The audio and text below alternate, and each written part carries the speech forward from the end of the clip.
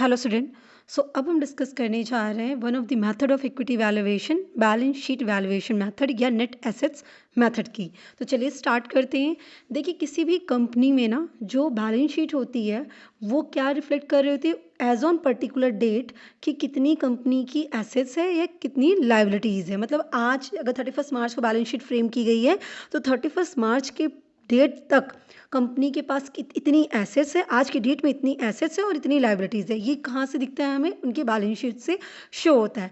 और जितने भी स्टेक होल्डर्स होते हैं ना कंपनी के, वो क्या क्लेम करते हैं, उनके जो भी क्लेम्स होते हैं वो कहाँ पे रिफ्लेक्ट होते हैं? इसी कंपनी के एसेट्स में। तो ये बहुत इंपॉर्टेंट चीज़ होती है कंपनी की बैलेंस शीट, है ना। वो कहीं ना कहीं कंपनी के बारे में सब कुछ बता देती है। तो जो बैलेंस शीट वैल्यूएशन मेथड है, इस मेथड के अंदर हम क्या करते हैं, इक्विटी को वैल्यू करते हैं किसके बेस पे? कंपनी की नेटवर्थ के बेसिस पे। और ये नेटवर्थ हमें कहाँ से दिखती है? कंपनी के बैलेंस शीट से। तो जब हम इस मेथड के अंदर कैलकुलेशन करना शुरू करते हैं तो इस मेथड के अंदर क्या करना होता है, क्योंकि हम एसेट्स बेस्ड कैलकुलेशन कर रहे हैं, वैल्यूएशन कर रहे हैं, तो हमें क्या करना होता है, जितने भी फिक्टिशियस एसेट्स होते हैं, है ना, जैसे कि हमारे डेबिट बैलेंस है P&L का, या मिसलेनियस एक्सपेंडिचर वगैरह, या कोई जो रिटर्न ऑफ नहीं है, या इस तरह का कुछ भी, है ना, जो फिक्टिशियस एसेट्स की कैटेगरी में आते हैं वो, और जो गुडविल है, इनको कंसीडर नहीं करना होता है वैल्यूएशन पर्पस के लिए। मतलब जब हम कह रहे हैं कि कंपनी के पास इतनी एसेट्स है, तो ये जो टोटल एसेट्स हम देख रहे हैं ना, इस टोटल एसेट्स में अगर फिक्टिशियस एसेट्स है या गुडविल है तो वो हमें हटा देना है, उसको हमें क्या कंसीडर करना है? ज़ीरो। ठीक है, हम उन्हें एसेट्स मानेंगे नहीं, जो रिमेनिंग एसेट्स हैं उन्हीं को हम एसेट कंसीडर करेंगे। Is it clear?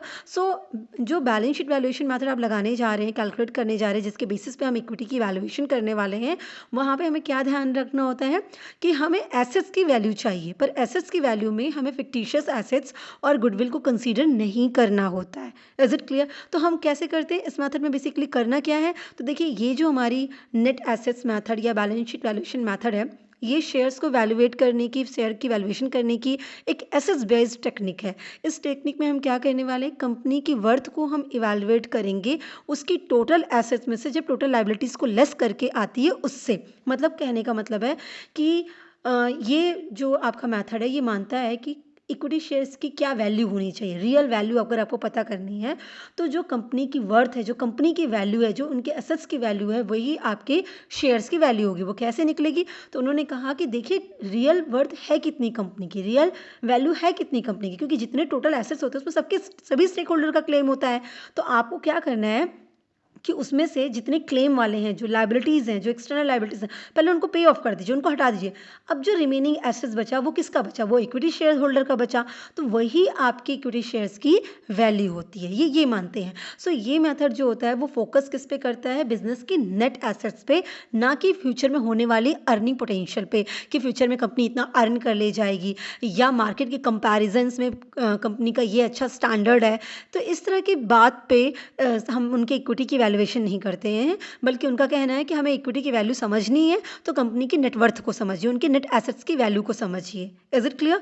इस मेथड में करना क्या होता है, कंपनी की जो नेट एसेट्स होती है, जो हमने कैलकुलेट कैसे की, एसेट्स माइनस लाइबिलिटीज़ करके, उसको हम क्या कर देते हैं, नंबर ऑफ शेयर से डिवाइड कर देते हैं, और जो वैल्यू आती है वो हमारी आ जाती है net assets value for each shares, है ना। तो ये हमारा जो टेक्निक होता है वो टेक्निक क्या कहलाता है? बैलेंस शीट वैल्यूएशन मेथड कहलाता है। Is it clear? इसमें आप ये समझिएगा कि हम नेट एसेट्स माइनस लाइबिलिटीज़ भी कर सकते हो, और या शेयर होल्डर्स फंड की वैल्यू कैलकुलेट कर ले, उसको डिवाइड कर दे नंबर ऑफ शेयर से, तो भी निकल के आ जाएगी। ठीक है, तो हम दोनों तरीके से इस चीज़ को कैलकुलेट करते हैं, पर ये बैलेंस शीट की वैल्यूएशन है, मतलब बैलेंस शीट के बेसिस पे आपको इक्विटी की वैल्यूएशन करनी है। Is it clear? देखिए, बैलेंस शीट वैल्यूएशन की जो मेथड्स होते हैं ना, उसमें हम कैसे करते हैं, मतलब कुछ टेक्निक्स हैं, जैसे टेक्निक्स इन द सेंस कि हम किस तरीके का वैल्यूएशन कर सकते हैं। तो एक होता है हमारी बुक वैल्यू पे वैल्यूएशन करना। तो देखिए, ये जो बुक वैल्यू है, बेसिकली बुक वैल्यू क्या चीज़ कहती है, तो देखिए, जो बैलेंस शीट में एसेट्स की वैल्यू रिफ्लेक्ट हो रही है, मतलब अगर दिख रहा है प्लांट एंड मशीनरी इतने के हैं, फर्नीचर्स इतने के हैं, फिक्स्ड एसेट्स इतने के हैं, बैलेंस शीट में जो भी एसेट्स की वैल्यू दिख रही है, जो बैलेंस शीट में लिखी गई वैल्यू है, उसी को हम कहते हैं बुक वैल्यू। ठीक है, तो करना क्या होता है, अगर हम बुक वैल्यू को कंसीडर करने जा रहे हैं, मतलब बैलेंस शीट वैल्यूएशन कर रहे हैं या नेट एसेट्स मेथड कर रहे हैं बुक वैल्यू के बेसिस पे, तो हमें करना क्या होगा कि अपने पूरे बैलेंस शीट में जो एसेट्स की बुक वैल्यू है, टोटल बुक वैल्यू, उसमें से आउटसाइडर्स की लायबिलिटीज़ की जो वैल्यू आएगी, मतलब बैलेंस शीट में जो वैल्यू लिखी गई उसके बेसिस पे उसको लेस कर देंगे, और जो आंसर आएगा वही हमारी क्या बनेगी, बुक वैल्यू ऑफ इक्विटी बनेगी। अब बुक वैल्यू ऑफ इक्विटी आ गई तो उसको नंबर ऑफ शेयर से जैसे डिवाइड कर देंगे तो हमें बुक वैल्यू पर शेयर निकल के आ जाएगा। बात समझ में आई? तो हम ना एसेट्स की वैल्यूएशन कर रहे हैं, हम इक्विटी की जो वैल्यूएशन कर रहे हैं नेट एसेट्स के बेसिस पे, तो हम उसको बुक वैल्यू पे भी कर सकते हैं, मतलब बैलेंस शीट में जो वैल्यू दिख रही है उसी के बेसिस पे कर सकते हैं, तो उसको कहते हैं book value method. Is it clear? So हम यहाँ पे ये भी कर सकते हैं कि जो शेयर होल्डर्स की इक्विटी होती है हम उसको वैल्यू कर देते हैं हिस्टोरिकल कॉस्ट के बेसिस पे, ठीक है, तो वो भी हमारा क्या आ जाएगा, आपकी बुक वैल्यू कैलकुलेट हो जाएगी। बात समझ में आ रही है? क्योंकि देखिए बैलेंस शीट ना हिस्टोरिकल कॉस्ट बेस्ड होता है, मतलब जो कॉस्ट हो चुकी है उसी कॉस्ट को रिकॉर्ड करते हैं, मतलब प्लांट एंड मशीनरी आपने जितने पे खरीदी रही होगी, जब भी खरीदी रही होगी तो जो कॉस्ट होगी वही कॉस्ट वहाँ पे रिकॉर्डेड होती है, उसी को कहते हैं हिस्टोरिकल कॉस्ट। जो कर दिया है, जो खर्चा हो गया उसी के बेसिस पे वो रिकॉर्डेड है ना, कुछ आज की वैल्यू और फ्यूचर में क्या है इस तरह से इसकी वैल्यू कंसीडर नहीं की जाती है। ये बात समझ में आई? इसको हम बुक वैल्यू कहते हैं। तो इस तरीके से हमारी बुक वैल्यू हो गई। दूसरा हो गया कि अगर हम इसी बैलेंस शीट की वैल्यूएशन एडजस्टेड बुक वैल्यू पे करें तो वहाँ पे क्या करना होगा, देखिए प्रॉब्लम कहाँ आई कि बुक वैल्यू मेथड में हम क्या करते हैं कि सिर्फ हिस्टोरिकल कॉस्ट को हिस्टोरिकल कॉस्ट को कंसीडर करते हैं ना, तो वहाँ पे क्या होता है कि रियलाइजेबल वैल्यू हमें पता नहीं चलती है, जो भी इक्विटी की वैल्यू आई वो रियलाइज्ड वैल्यू नहीं आती है, वो करेक्ट पिक्चर नहीं दे पाती है, ठीक है। तो ये जो मेथड था adjusted book value method balance sheet valuation का या नेट एसेट मेथड वैल्यूएशन का, वहाँ पे हमने क्या किया, उन्होंने मॉडिफाई कर दिया। उन्होंने क्या किया कि जो स्टैंडर्ड बुक वैल्यू है ना उसको रीवैल्यूएट किया, उस एसेट्स और लायबिलिटी सभी को रीवैल्यूएट किया, किस पे, करंट फेयर मार्केट की प्राइस पे, मतलब कि हिस्टोरिकल कॉस्ट की जगह पे उन्होंने क्या किया, फेयर मार्केट प्राइस को कंसीडर किया। जैसे मान लीजिए लैंड है, तो लैंड बैलेंस शीट में क्या प्राइस दिख रही होगी, जिस प्राइस पे लैंड को परचेज किया गया होगा वो प्राइस दिख रही होगी, राइट।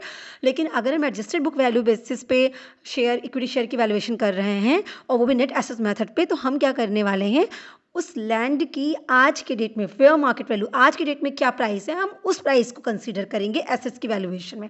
जो टोटल एसेट्स की वैल्यू निकाल रहे हैं तो वहाँ पे लैंड की वैल्यू जो बैलेंस शीट में वैल्यू लिखी है वो नहीं, अगर वो लेंगे तो बुक वैल्यू हो गया। हम क्या लेने वाले हैं, आज करंट मार्केट में क्या रेट चल रहा है उस ज़मीन का, उसके बेसिस पे उस एसेट्स की वैल्यू लिखेंगे। तो इसी तरह हम सारे एसेट्स को, सारे लायबिलिटीज़ को क्या करते हैं, बुक वैल्यू से हटा के करंट मार्केट वैल्यू पे एडजस्ट करा लेते हैं। तो यही कहा गया एडजस्टेड बुक वैल्यू क्या हो गया, बुक वैल्यू के जो भी एसेट्स हैं उनको मार्केट वैल्यू पे एडजस्ट कराया जा रहा है, उन करंट मार्केट प्राइस लिखी जा रही है। इसी तरीके से आउटसाइडर लायबिलिटीज़ की भी अगर ज़रूरत पड़ी तो उनको भी करंट प्राइस पे कंसीडर किया जा रहा है, ठीक है।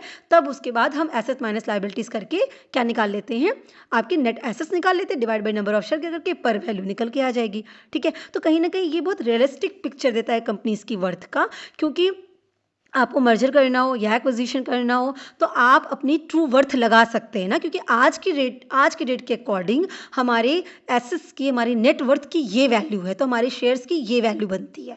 Is it clear? सो ये फेयर मार्केट वैल्यू पे बात करता है। फिर हमारा एक आता है लिक्विडेशन वैल्यू। लिक्विडेशन वैल्यू पे जब हम नेट एसेट्स मेथड का कैलकुलेशन करते हैं तो ये अप्रोच क्या कहता है कि आपको नेट कैश बिजनेस में क्या रिसीव होगी अगर आप सारे एसेट्स को सेल कर देते हैं, सारी लाइबिलिटीज़ को पे कर देते हैं। मतलब अगर आप बंद होने की कगार पे, बिजनेस स्टॉप होने की कंडीशन पे हैं, ऐसा मान लीजिए कि आपका बिजनेस बंद हो रहा है, ऐसे सिनेरियो में आपकी क्या वैल्यू है, ठीक है, आपको क्या कैश कंसीडर की जाएगी, क्या रिसीविंग होगी, वो वैल्यू आपके बिजनेस की वैल्यू बनने वाली है, वो वैल्यू आपके एसेट्स की वैल्यू बनेगी, वही हम इक्विटी की वैल्यू मानेंगे। सो यहाँ पे क्या होता है कि एसेट्स को रियलाइजेबल वैल्यू पे हम कंसीडर करते हैं under duress in the sense क्या हो गया, थ्रेट वगैरह, मतलब फोर्सफुली। अब जैसे ऑब्वियस सी बात है कि अगर आप ऐसा मानिए कि हमें लिक्विडेट होना है, आप बंद करना है, आपको सब कुछ पे करना है, आपको एसेट्स को सेल करके कैश चाहिए, तो आपको क्या करना होगा, उसको मार्केट में किस तरीके से सेल करना होगा। तो जब आप फोर्सफुली सेल करने जाते हैं तो प्राइस आपके अकॉर्डिंग नहीं मिलती है, क्योंकि आपको सेल करने की ज़रूरत है।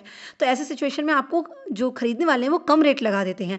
तो जब आप फोर्सफुली अपने आप को रियलाइज़ कराते हैं, अपने एसेट्स को रियलाइज़ कराते हैं, ऐसे सिचुएशन में जो एसेट्स की वैल्यू होती है वो क्या हो जाती है, कम हो जाती है। इसीलिए इस टाइम पीरियड में फेयर मार्केट वैल्यू से आपकी जो वैल्यू होगी वो क्या हो जाती है, कम हो जाती है। Realisable value fair market value से कम बन के तैयार होती है।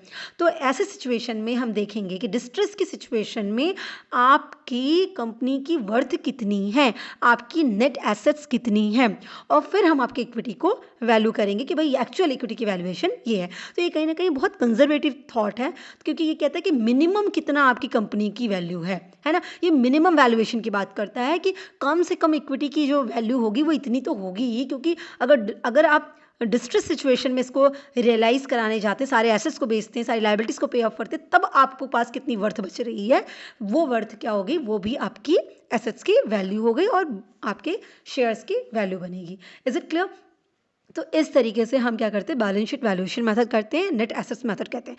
बेसिकली समझिएगा, बैलेंस शीट वैल्यूएशन या नेट एसेट मेथड वैल्यूएशन या एसेट बैकिंग मेथड वैल्यूएशन, ये सब कुछ नहीं है, ये सिर्फ इतना सा है कि आपको आपकी टोटल एसेट्स में से लाइबिलिटीज़ को लेस कर देना है, और जो वैल्यू आती है वो आपकी नेट एसेट्स होगी, divide by number of shares कर देंगे, तो आपकी पर शेयर की वैल्यू निकल के आ जाती है, इक्विटी की वैल्यू निकल के आ जाती है। Is it clear? आप बुक वैल्यू पे कर रहे हैं तो बैलेंस शीट में लिखी हुई वैल्यू लेनी है। अगर एडजस्टेड पे करने जा रहे हैं तो एसेट्स एंड माइनस लाइबिलिटीज हम करेंगे, उसकी फेयर मार्केट वैल्यू, सारे एसेट्स की फेयर मार्केट वैल्यू निकाल के तब करेंगे, और अगर लिक्विडेट वैल्यू भी कर रहे हैं तो सबकी रियलाइजेबल वैल्यू निकाल के करेंगे। बस इतनी सी बात हो गई। ठीक है, तो आई होप आपको क्लियर होगा। Wish you all the best. Thank you so much.